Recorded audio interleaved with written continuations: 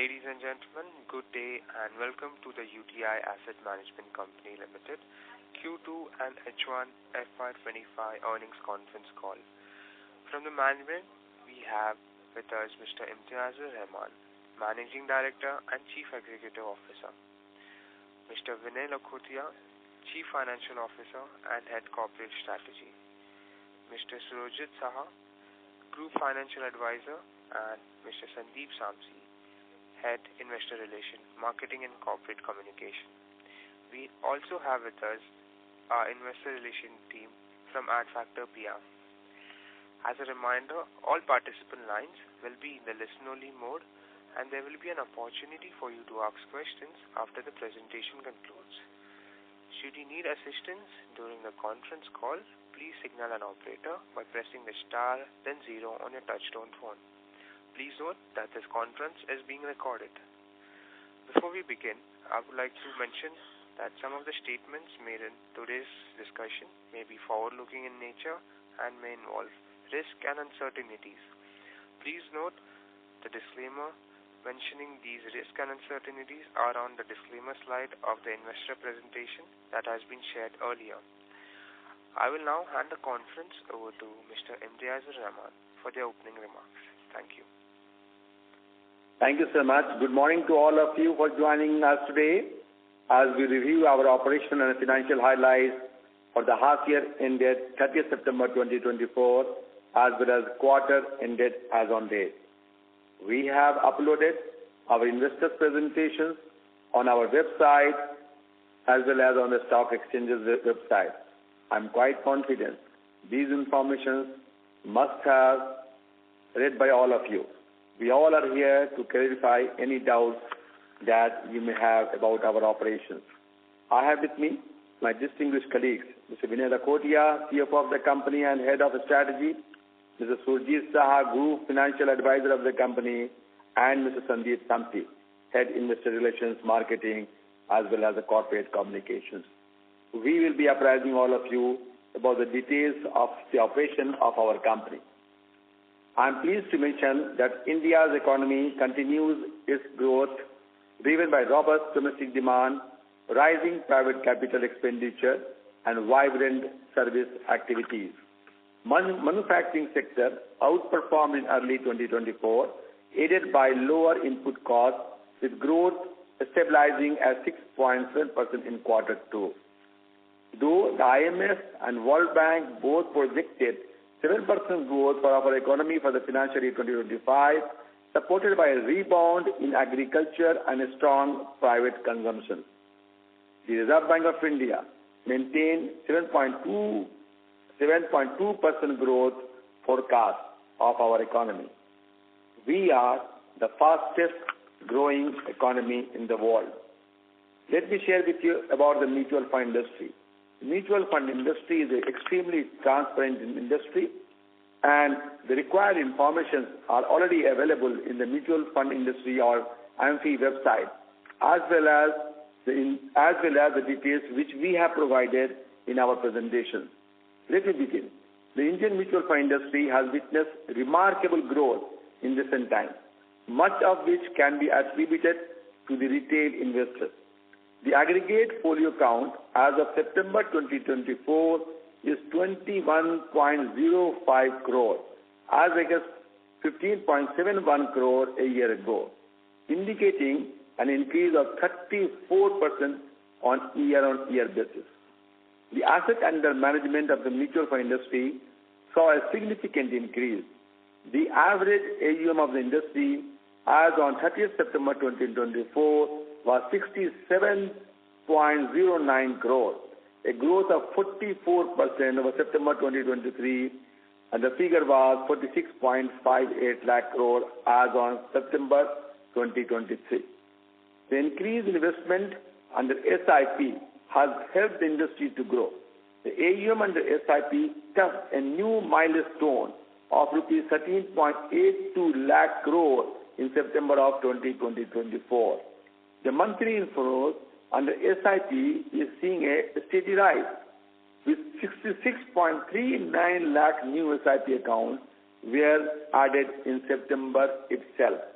taking the total count of more than 9.87 crore SIP folio holders.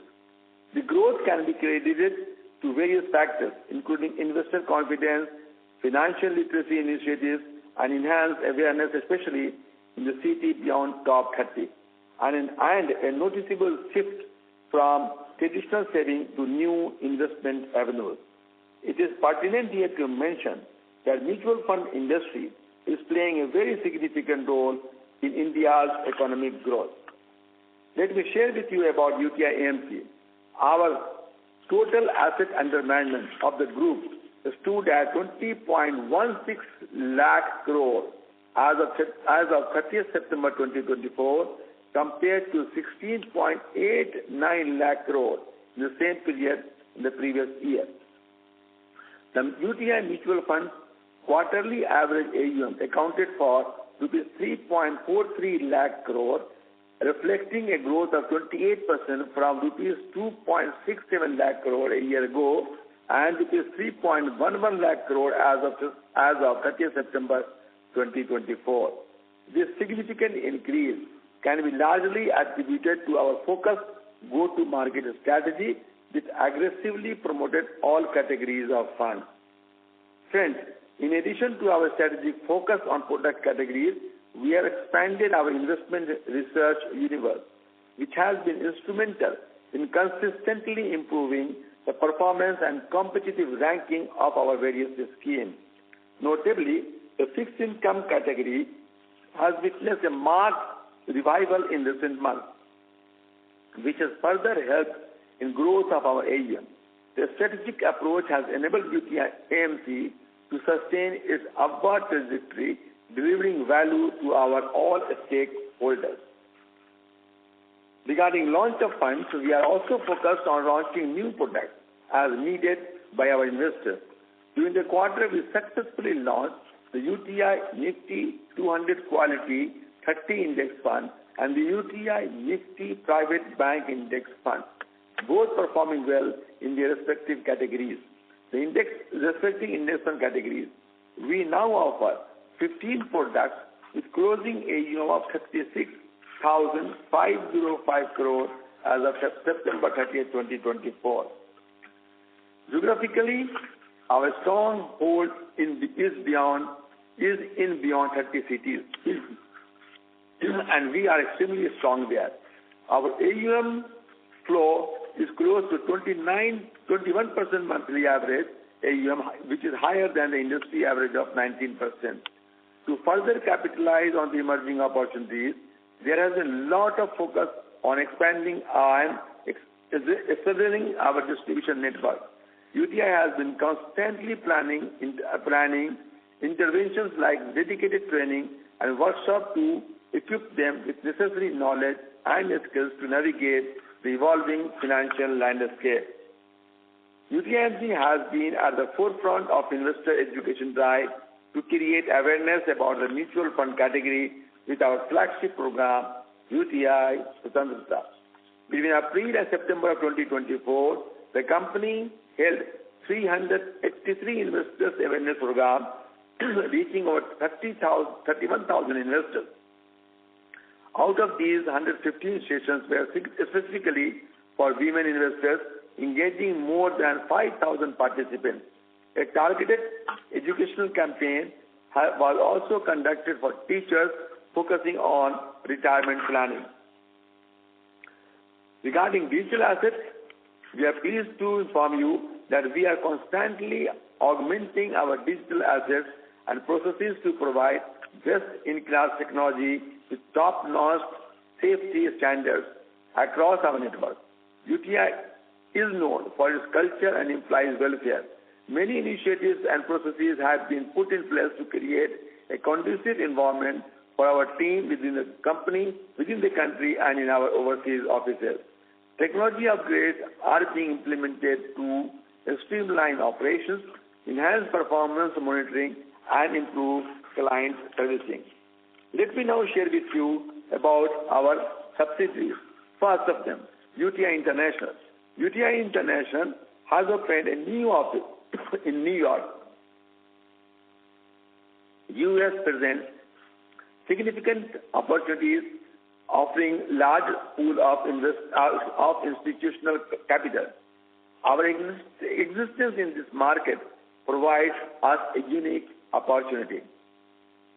We have undertaken significant steps for the growth of this business. This has led to higher employees and administrative costs, but these are critical steps for market expansion, operational upgrades, and the product development from a medium to long-term growth perspective. I am confident that our investment would be extremely fruitful in our future growth. A dedicated push for brand building along with the product distribution is planned for long-term sustainability and AUM growth.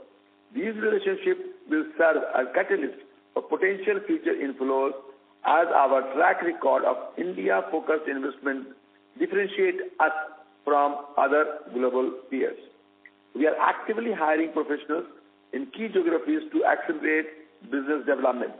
The Middle East, driven by sovereign wealth funds and institutional investors seeking global diversification, offers another important growth avenue, and therefore we are upgrading our regulatory license in DIFC to give us greater flexibility to offer investment advisory services.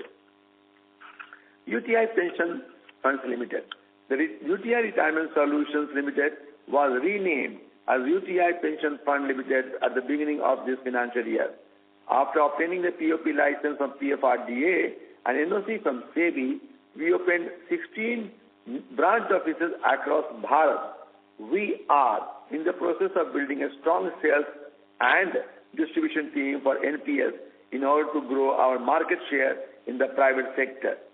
I am extremely delighted to share that UTI PFL's fund performance during financial 2024 has been commendable. We have been ranked number 1 for the central government scheme and as well as for the state government scheme.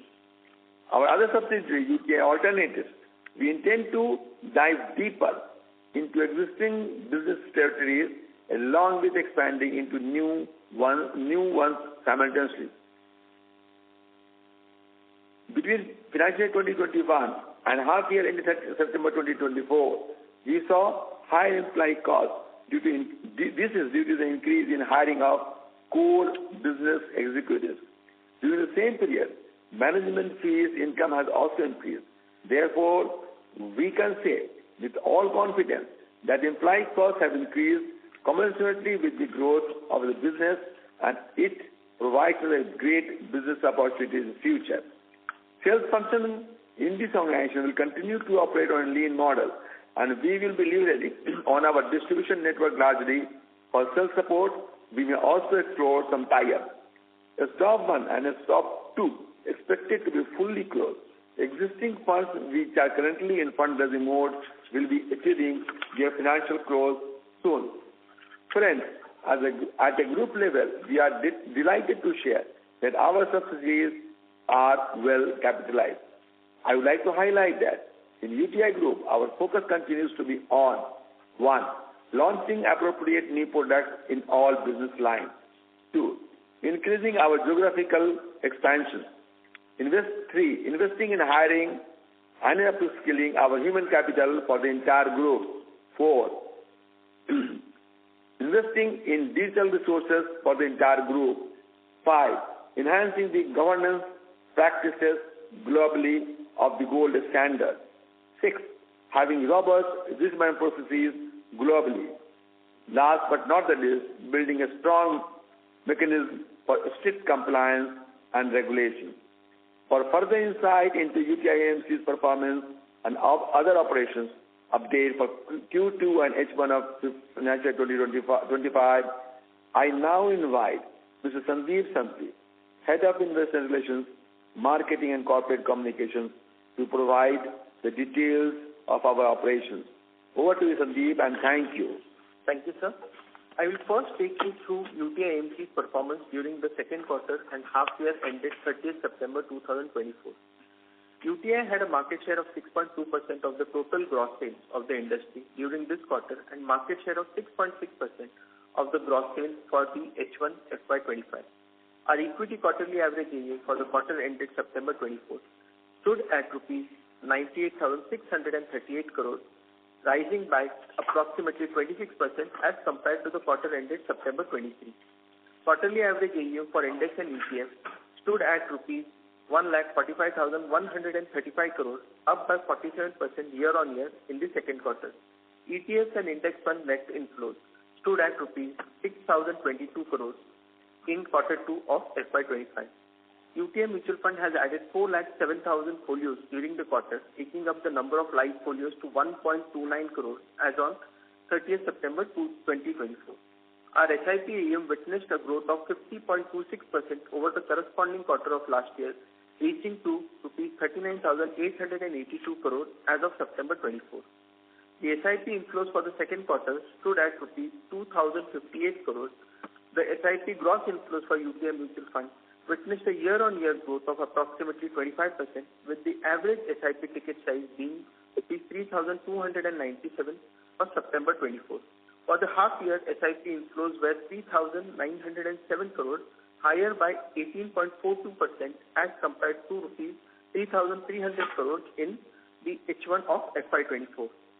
On UTI financials on consolidated basis, during the second quarter, the company posted a consolidated net profit of rupees 239 crores, higher by 31% year-on-year and down by 6% quarter-on-quarter.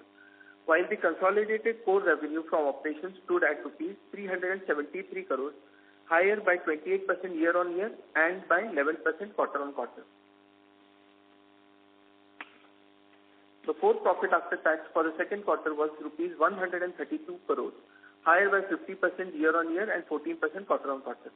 For the half year, the consolidated net profit was rupees 493 crores, higher by 18% year-on-year, and consolidated core revenue from operations was rupees 710 crores, up by 24% year-on-year.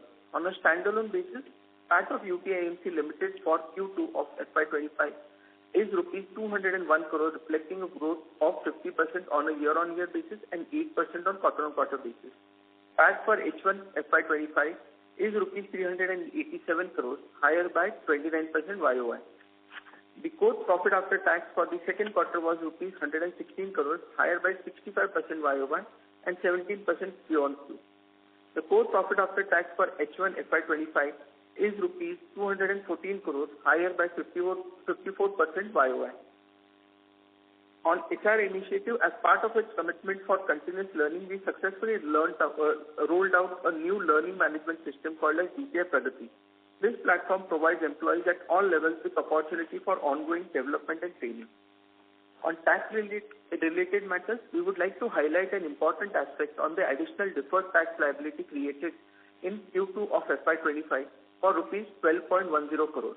As per the Indian accounting standards, we mark to market our treasury investment every quarter and create deferred tax liability on the notional gain. Till June 24, we had created deferred tax liability at a prevailing tax rate then, including indexation benefits. However, the capital gains tax rate has been changed in the Union Budget of 24, including the change of tax rate for equity-oriented mutual fund to 12.5%, and the indexation benefits have also been removed. Accordingly, we have recomputed the deferred tax liability on all the past M2M gains at the new rate.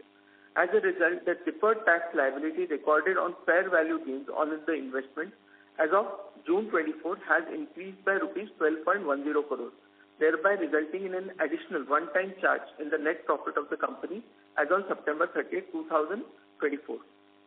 Coming to the group company, on UTI Pension Fund Limited, our 100% subsidiary UTI Pension Fund Limited has recorded a growth of 24.64% year-on-year in its AUM, reaching approximately rupees 3.36 lakh crores as on 30th September 24, and currently it manages 25.12% of the NPS industry's AUM.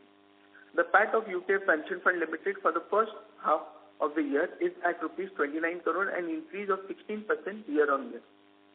On UTI International, UTI International represents our international business interest and has an AUM of rupees 29,814 crore as on 30th September 24, up by 23.16% year-on-year. Our international clients are across more than 40 countries. These are primarily institutions, pensions, insurances, banks, and asset managers. One of our flagship funds, the India Dynamic Equity Fund domiciled in Ireland, has an AUM of rupees 1,136 million. UTI International J. Saprasarasin Responsible India Fund, an ESG compliant India fund, has an AUM of rupees 76 million. UTI Innovation Fund launched last year has an AUM of $56 million. UTI Alternatives Private Limited. UTI Alternatives Private Limited has an AUM of 2,856 crores. It has a well-defined ESG policy and strategy. It is committed to responsible investing. UTI HDOC 2 and 3 have a well-defined ESG policy and strategy. It currently manages the following active debt funds. UTI HDOC 1, which has received SEBI approval in August 2017 and has final close in May 2019. It has a net commitment of 71 crores and is in the exit stage. UTI HDOC 2 received SEBI approval in February 21 and has the final close in May 22. It had net commitments of rupees 467 crores and is currently in existing mode. UTI HDOC 3 has received SEBI approval in April 22 and has a net commitment of rupees 540 crores. It is currently in fundraising and investing stage. UTI Multi-Opportunity Fund 1, which had SEBI approval in February of 22, has net commitments of rupees 1,598 crores. It is currently in investing stage. UTI Real Estate Opportunity 1 is currently fundraising and investing with commitment of rupees 130 crores. UTI Alternatives got co-investment portfolio managers CPM license in August 22. We have launched 2 more funds in Credit Opportunity Fund 1 and UTI Asset Reconstruction Opportunities Fund. We have 3 more funds registered in GIFT City, which will be launched soon. Just an update, UTI Venture Fund has been renamed as UTI Hart Financial and Investment Services Limited. I would now request the Managing Director and CEO for his concluding remarks.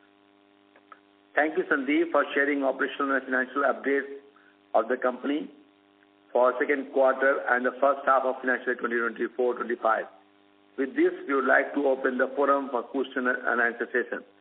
On behalf of UTI AMC, we wish you, your family, a very happy Diwali and prosperous New Year.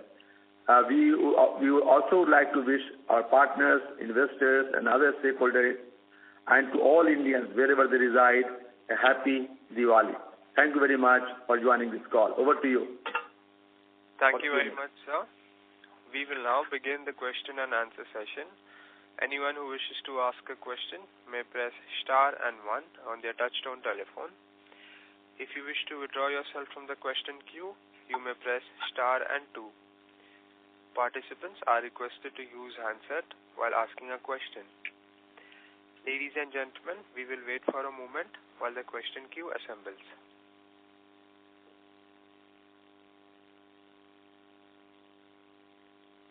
The first question is from the line of Dipanjan Ghosh from Citibank. Please go ahead. Hey, hi. Good morning, everyone. So just 2-3 questions from my side. First, a data keeping question. If you can quantify the ESOP expense for the first half for the standalone and consolidated business. Second, we have heard in the conference call of some of your peers that they have either tweaked the renewal payout structures on the back book in some schemes or incremental flows that come in, they are going for a differentiated renewal payout structure for the flows that incrementally are coming in.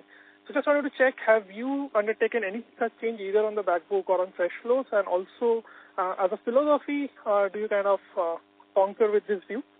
And my third question is more from the perspective of UTI Pension. So just wanted to understand how the yield trajectory or the realizations in this segment are really structured, and how do you foresee it going ahead? So, Dipanjan, on the ESOP expenses, we have expenses close to around 3.5 crore for half year, and for the whole of the financial year, the number should be in the range of around 5 crore only. On the second question, just want to check. So just want to check this on standalone or consolidated basis. Yeah, it's same only. Okay. On the stock AUM, as far as the commission is concerned, no, we haven't carried out any rationalization of commission expenses on the stock AUM. On the fresh inflows, anyway, we are following marginal expense ratios policy where only on the sharing ratios on the incremental inflows is shared between us and the AMC. So on an incremental inflow, that has been our policy over the last 4 to 5 years. But on the soft AUM, no rationalization has taken place. And the third question with respect to pension fund, the gross fees is close to around 3 basis points. And as you are aware, 50% of the fees is required to be paid back to PFRDA for development of pension fund. So on a net basis, the incremental fees on a net basis is close to around 1.5 basis points. Sorry. So just wanted to follow up on the second question on the marginal sharing fund. So let's say a distributor sells a large cap fund or some other fund of yours, let's say the gross expense ratio on the fresh inflow for the year is let's say around 1.75%. And on that, on the first year, you will have a certain payout, and then you will have a certain distributor renewal payout also. But as the AUM goes, obviously your gross expense ratio keeps coming down. So what I understand you're trying to say is that it's like a proportion of sharing. So if the gross expense ratio comes down, then on the year 2, year 3, year 4 onwards, also the percentage sharing between you and the distributor remains same, and the sliding structure is followed. Is that a correct understanding on the fresh flow? Yeah. So yeah, that's correct. And but normally it happens that the second and the third year commission in many of the cases are on a lower side as compared to the first year commission. So even those arrangements are also there. But as of now, we haven't reduced the AUM on the commission on the stock AUM. That exercise we have not done. Got it. Thank you, sir, and all the best. Thank you. The next question is from the line of Lalit Deo from Equirus Securities. Please go ahead. Yeah, hi, sir. Good morning. Congratulations on a good set of numbers. So just first question, a data picking question, sir. Could you give us your segment-wise yields as well as, and also you could give that yield for a quarter-on-quarter basis, like with respect to YOQ. My second question is, sir, could you also give us some color on the... Lalit, your voice is not clear. Could you repeat your question? Segment-wise? Yeah, segment-wise yields, revenue yields across equity, debt, liquid. Okay. Yeah. And second question? So second question was more on from the flow perspective. So again, in this quarter, we have seen some outflows in our core equity schemes. So if you could give us some color on your gross flows as well as some color on the outflow redemption side also. And the third question was on the expenses side. So how should we see the employee expenses for this year as well as the next year? Okay. So on the yield part, I can say for equity and hybrid fund, it's close to around 75 basis points. ETF and index fund is roughly around 6 to 7 basis points. Cash and arbitrage is around 10 basis points. And income fund at around 20 to 21 basis points. With respect to your, I think, second question, Sandeep will reply. And the third question was with respect to the cost part. So the employee cost, I think what we indicated in our earlier call also, employee costs for a standalone, you can see a rise of just around 2 to 3% on the FY24 number. And on the other admin expenses, the increase could be around 8 to 10%.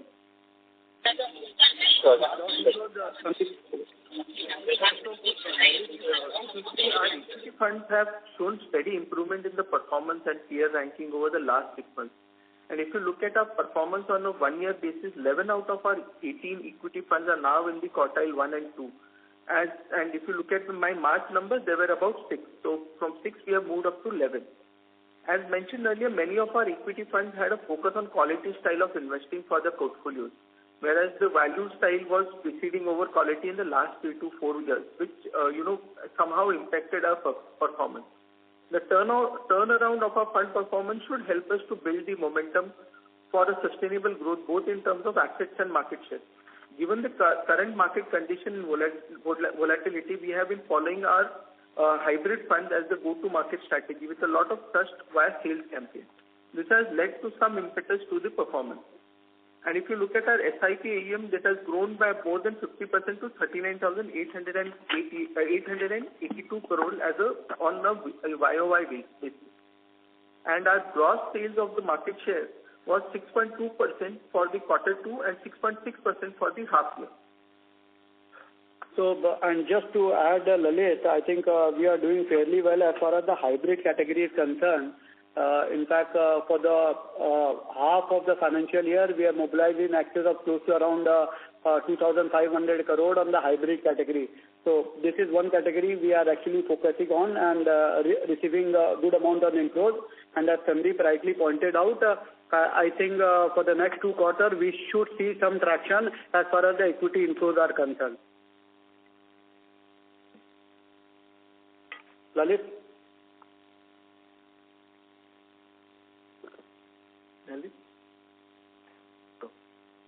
Yes, sir, he's on the line. Go to the next question.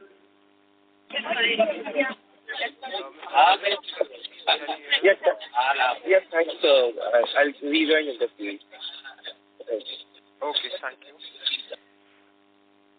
The next question is from the line of Mohit from Centrum India. Please go ahead. Yeah, hi. Thanks for the opportunity. Hello? Yeah, go ahead, Mohit. Yeah. So my first question is, if I look at the last 3 to 4 quarters, the number of branches and employees have reduced. What could be the reason for this?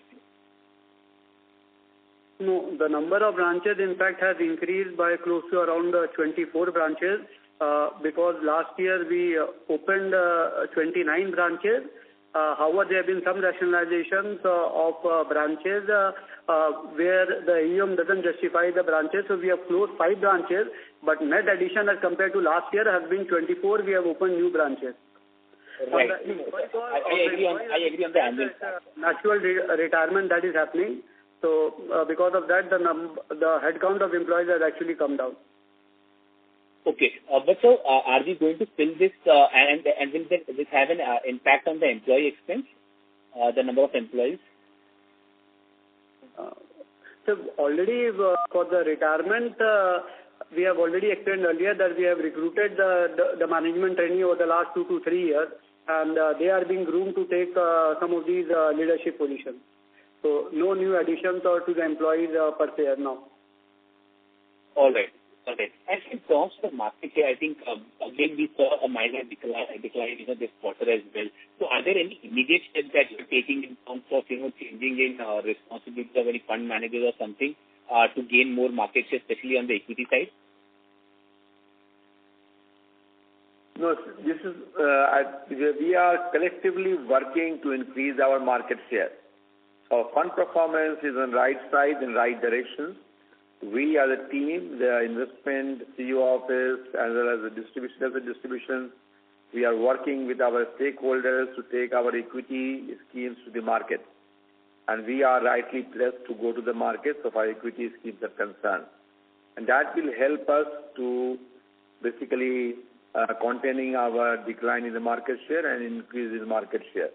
We have seen in other segments, we have increased our market share, and I'm quite confident that on the backdrop of a better performance and the right product positioning and with the go-to-the-market strategy, we will be in a position to gain our market share.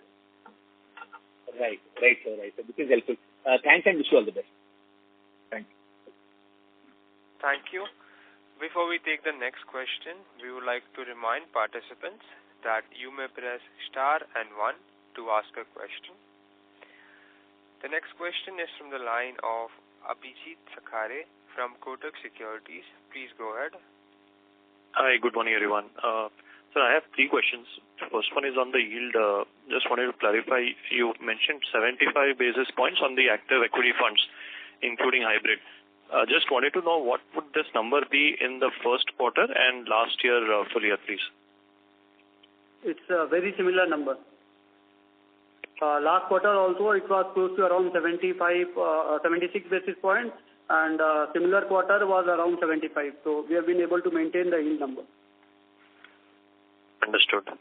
And secondly, on the cost front, sir, again, just clarifying, you mentioned 2 to 3% for employees and rest of it at 8 to 10%. But this is at the company level, right? Because I thought you mentioned for the standalone business, so just wanted to clarify that point. Let me clarify. 2 to 3% at a standalone level. At a consolidated level, since you are building our business base in all the three subsidiaries, employee cost at a consolidated level could be in the range of around 4%. So, Abhijit, there are two costs. One is the cost to run the operations. Another is investment in future. So we are hiring, as I mentioned in my opening remark, that we are hiring in all geographies. We have hired now 2 people in USA. We have started our office in USA. We have hired more people in France. We are in the process of hiring some more people in Singapore. We have already hired one person in Dubai, and we are in the process of hiring more people in Dubai. And we are also relocating our CEO from the group CEO of UTI International from Singapore to Dubai. These are our investments in future, and therefore we need to be careful. And I don't want to quantify them as expenses.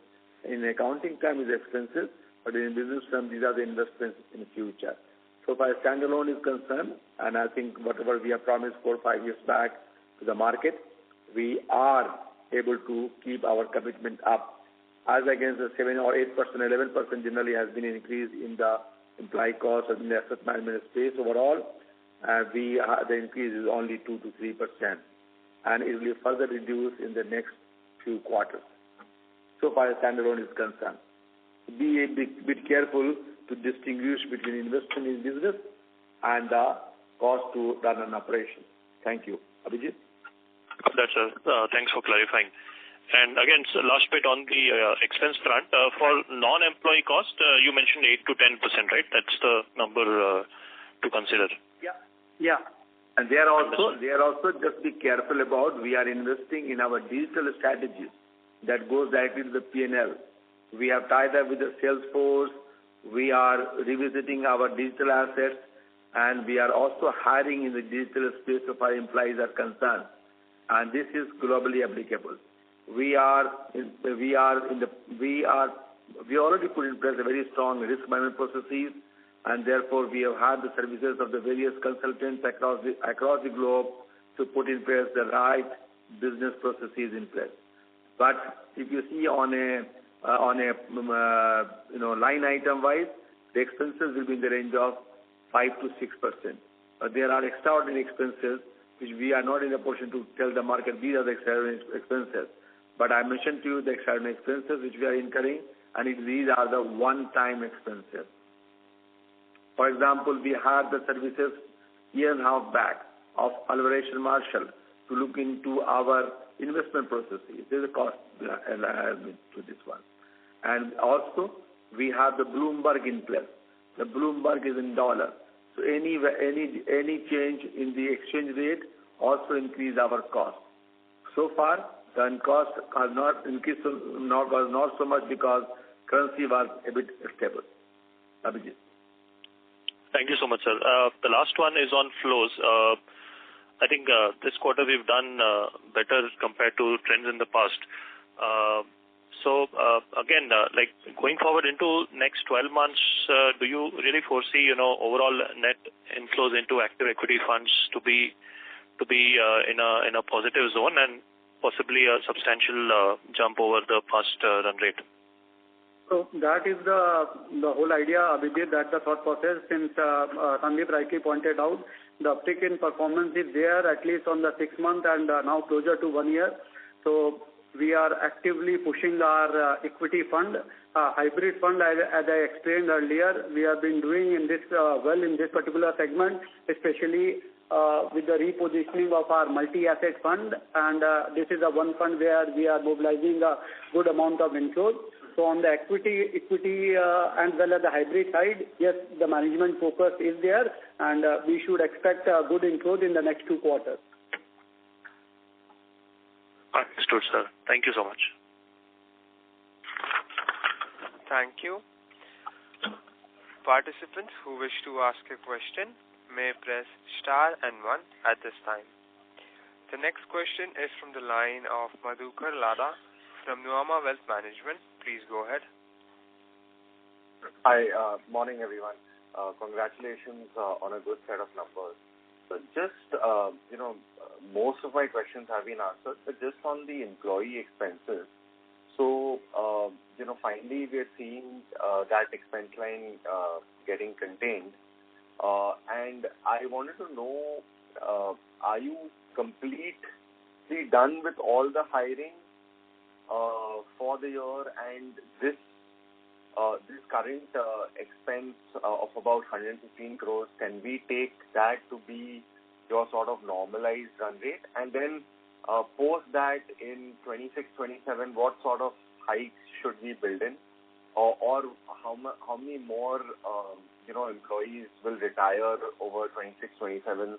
So what sort of cost benefit can come through from there? So that will be helpful to know. And then, on a consolidated basis, what would that mean? Second, I think earlier in this year, in 2Q, your direct TERs across most equity schemes went up. And that would have meant about a 5 basis points incremental yield. So why has that not played out? Because you're saying quarter your equity yields have remained stable. So is there some expense which has gone up below the direct TR level? Is that why this has not happened, or what could be the reason for that? Those would be my two questions. Thanks. Madhukar, I think we will stick to our guidance number as far as this particular financial year is concerned. At least 2 to 3% increase on the employee cost on a standalone basis, and close to around 4.5% on the consolidated level. And the overall guidance that we have been given, the 2028-29, the employee cost should be on a declining trajectory. As and when we progress to the next financial year, we will provide an overall guidance. Don't want to comment on the individual number of employees, but at the beginning of the next financial year, we will provide a guidance for the full year. But as we have stated earlier, that the employee cost will be on a declining trajectory even after factoring the inflation number.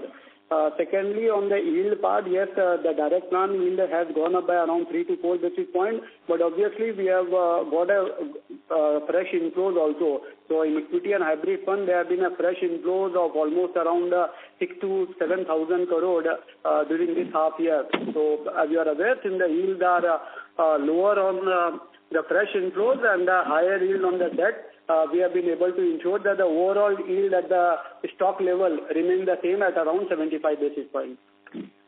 Madhukar. Got it. Okay, thank you, sir. All the best. Thank you. The next question is from the line of Paresh Jain from Motilal Oswal. Please go ahead. Yeah, hi, good morning, everyone. Just a few questions. Firstly, on the rationalization of commissions, the industry, a couple of calls that have happened of your counterparts have kind of mentioned about, rationalization of commission structures, linking them to the TERs, industry kind of moving towards that. So do you think that, even UTI would follow suit going ahead? That would be my first question. Just one second. Yeah, sorry. The second one being, in terms of debt, how do you see the kind of flows coming into the longer duration funds going ahead with the interest cuts likely to come through probably towards the end of the quarter or end of the fiscal? And lastly, how do you see the mix between mutual funds and other businesses, say from a 2 to 3 year standpoint, in terms of your revenue and profitability mix? Those would be my questions. Thanks. So on the first point, as far as the rationalization of commission is concerned, yes, we are exploring that option. If, definitely not in this particular quarter, but maybe quarter 4 or beginning of the next financial year, we will take a call on that. As far as debt inflows is concerned, over the last 2 quarters, we have seen a significant amount of inflows. Inflows are coming only in short duration product. But if the interest rate cut cycle plays out, then definitely a longer duration product will be the flavor of the season. And not only UTI mutual fund, but the entire industry can witness a good amount of inflows as far as the long duration product is concerned. But as of now, for the last 2 quarters, the inflows are more into a shorter duration and a money market kind of product.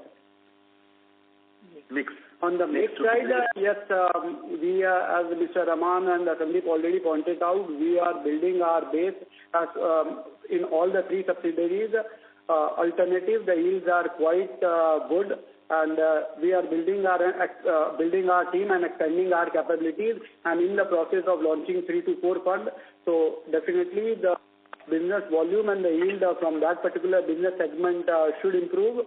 On the international, depend on the inflows is coming into which category. If it is coming under the equity categories, and if the Indian market continues to attract NRIs and the foreign investor, we should see some yield improving on the international business as well. As far as pension fund is concerned, as you know, that the Government of India has already announced that unified pension schemes and 10% more will be their locations for the central government and as well as the state government employees. That will help us tremendously in increasing our AUM and the profitability so far as pension fund is concerned. Paresh? Yeah. Thanks for that. Just on this, so in terms of scale in alternate business, and do you think that you are at that level where incremental flows or incremental revenues will kind of flow down to bottom line, and resultantly the profitability of the entire company, the core profitability, can actually see a significant boost up from something like an alternate assets? So from the alternate, we are quite hopeful that at least from the beginning of the next financial year, this company will turn into core PAT positive.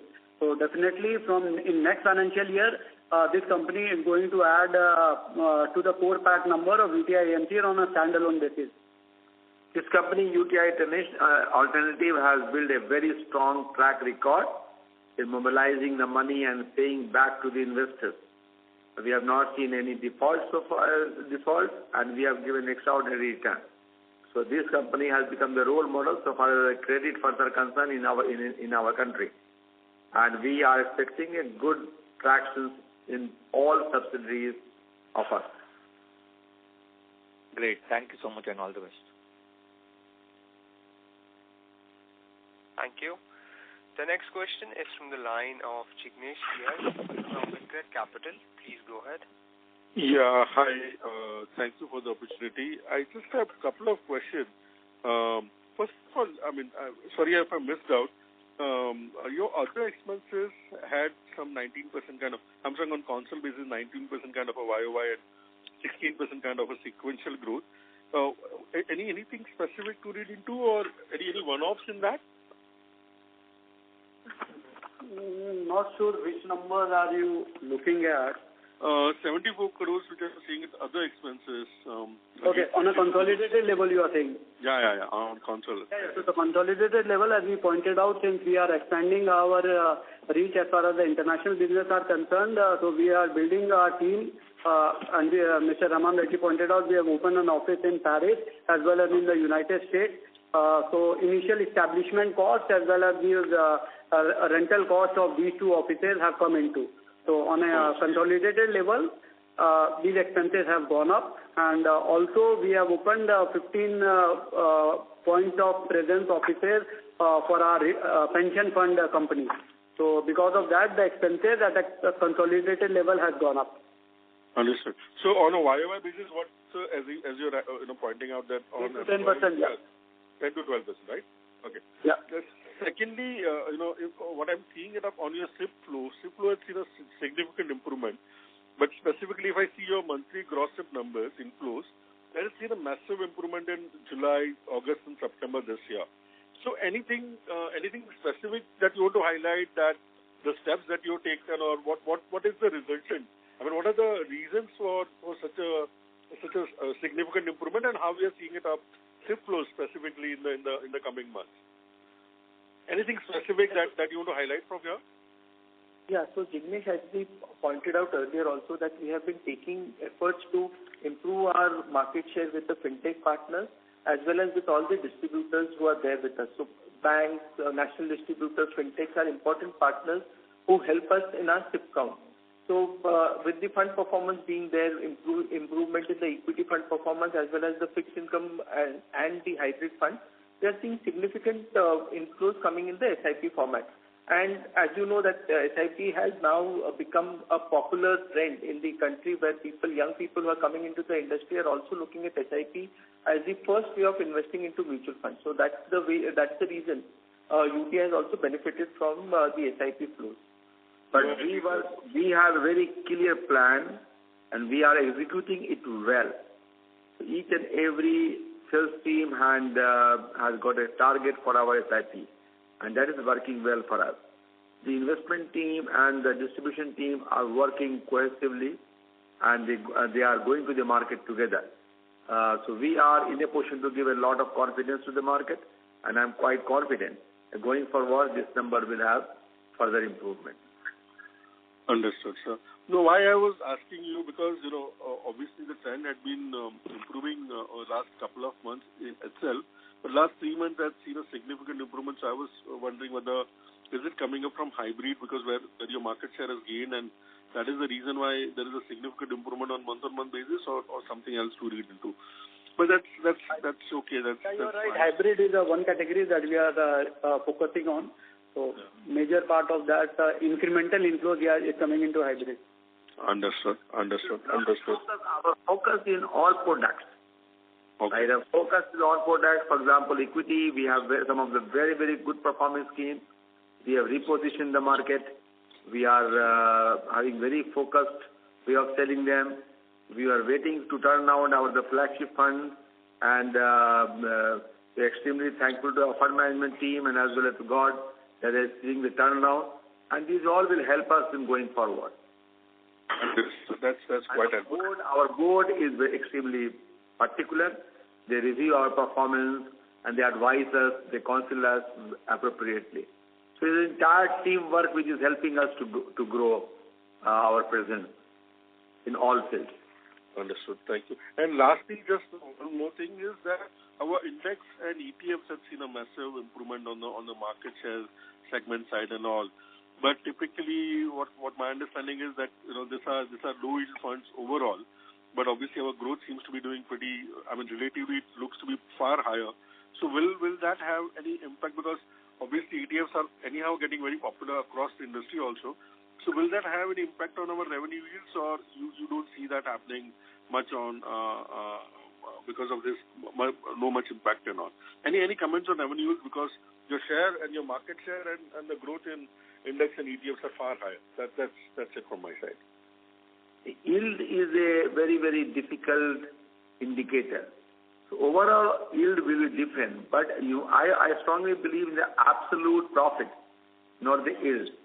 And this is a volume business. The passive is a volume business. So if your yield may be the same, and overall yield may come down if you put a per unit basis, but the overall profit will go up. So I am considering as the overall profit. My profit number should go up and up and up. That is the focus. I think, Jignesh, I've earlier highlighted also in the call, I think PAT margin number is one parameter I think most of you guys should look into it.